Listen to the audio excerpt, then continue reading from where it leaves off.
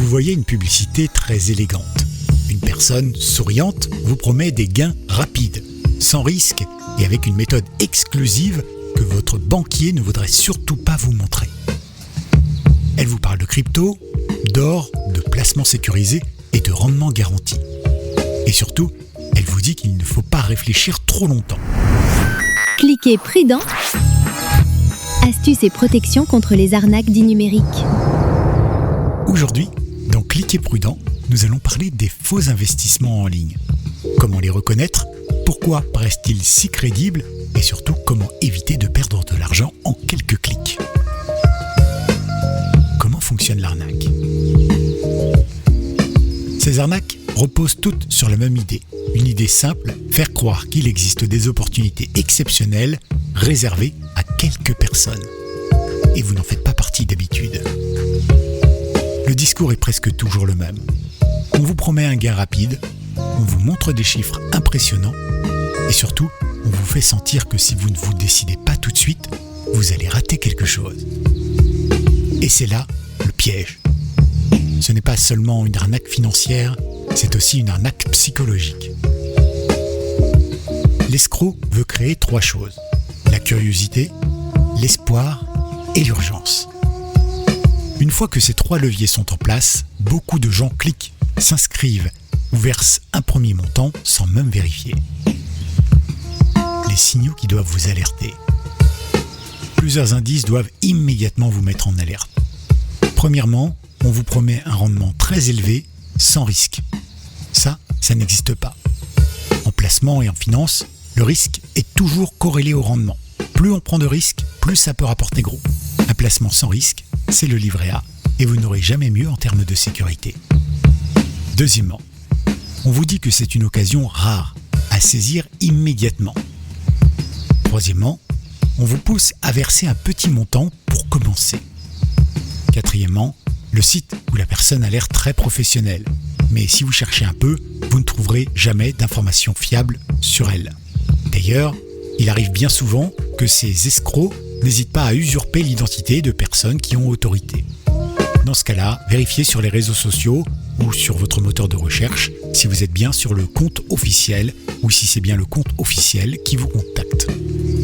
Cinquièmement, la personne insiste beaucoup, vous appelle plusieurs fois ou vous demande de garder la chose secrète. Et surtout, si quelqu'un vous promet de l'argent facile, posez-vous tout de suite la question. Une question très simple. Mais pourquoi aurait-il besoin de moi si le placement est si extraordinaire ? Les erreurs à ne pas faire. L'erreur la plus fréquente, c'est de croire qu'un site sérieux a forcément l'air compliqué. En réalité, les faux sites sont souvent très bien faits. Une autre erreur, c'est d'envoyer un premier versement, juste pour voir, quelques euros. Une fois que votre argent part, il va être très difficile de le récupérer. Il ne faut pas non plus faire confiance à une personne qui vous appelle, qui vous flatte et qui vous presse de vous décider. Et enfin, ne vous laissez pas impressionner par les faux témoignages, des fausses captures d'écran ou bien des gains affichés à l'écran. Ce sont souvent des mises en scène. Les bons réflexes. Avant d'investir le moindre euro, prenez toujours le temps de vérifier. Cherchez le nom de la société sur Internet. Vérifiez si elle est autorisée ou connue des autorités compétentes. Par exemple, vous pouvez consulter le site de l'AMF, l'autorité des marchés financiers, pour la France. C'est donc le gendarme de la finance et ils font des listes blanches sur lesquelles il y a toutes les entreprises répertoriées et sérieuses et une liste noire dans laquelle il y a eu déjà des signalements d'entreprises. Si votre entreprise n'est ni dans l'une ni dans l'autre, méfiez-vous.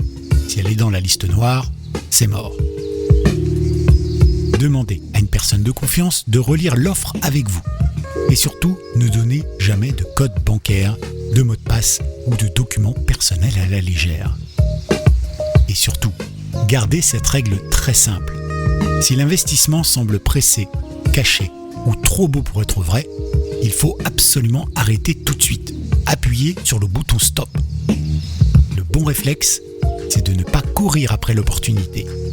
Le bon réflexe, c'est de protéger son argent avant tout. c'est l'heure de la pause action. Allez, venez, je vous propose un petit exercice. Si vous avez déjà reçu une publicité ou un message parlant d'investissement, relisez-le maintenant en vous posant ces 3 questions.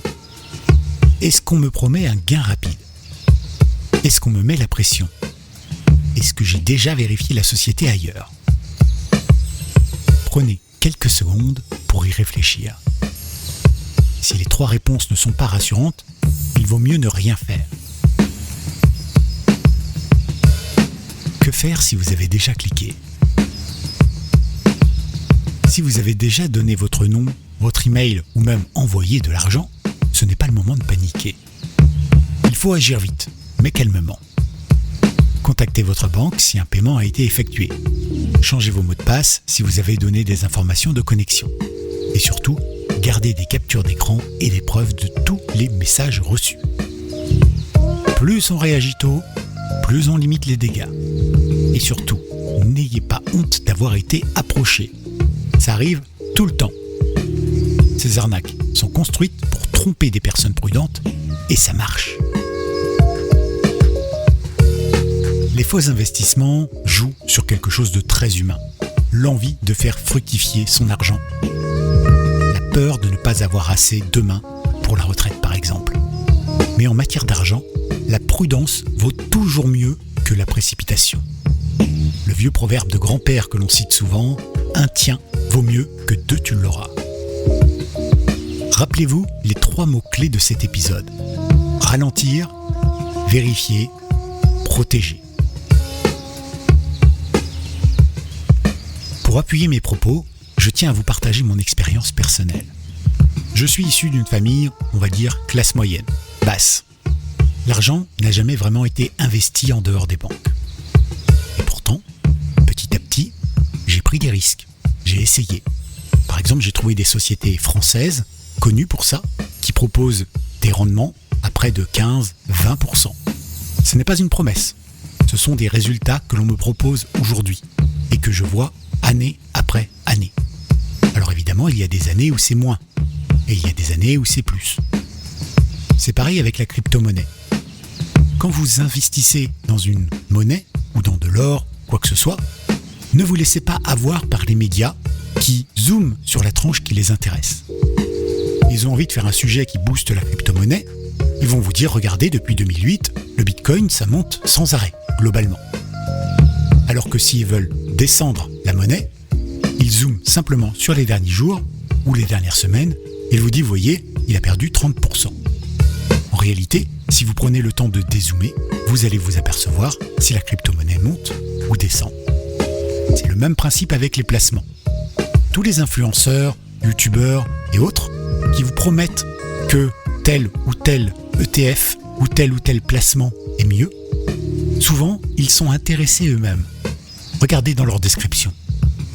Quand vous choisissez quelqu'un à qui faire confiance, vérifiez qu'il n'est pas intéressé à votre succès, en touchant par exemple une prime à chaque inscription au travers d'un partenariat. Sinon, comment peut-on savoir si la personne dit vrai ou si elle tient son discours pour toucher de l'argent ? Bref, renseignez-vous, pensez à vérifier auprès de l'autorité si l'entreprise ou la personne qui vous propose quelque chose de super, c'est du vrai ou c'est du fake. Si cet épisode vous a aidé, vous pouvez me laisser 5 étoiles ou un petit like ou bien un commentaire. N'hésitez pas, que ce soit sur Spotify, Apple Podcast, YouTube, Deezer, faites-vous plaisir. Racontez-moi si vous avez déjà reçu une proposition d'investissement trop belle pour être vraie. La semaine prochaine, nous parlerons des faux appels techniques. Oui, quand quelqu'un prétend vouloir réparer votre ordinateur à distance. D'ici là, gardez la tête froide et surtout... Cliquez prudent. Astuces et protections contre les arnaques dits numériques.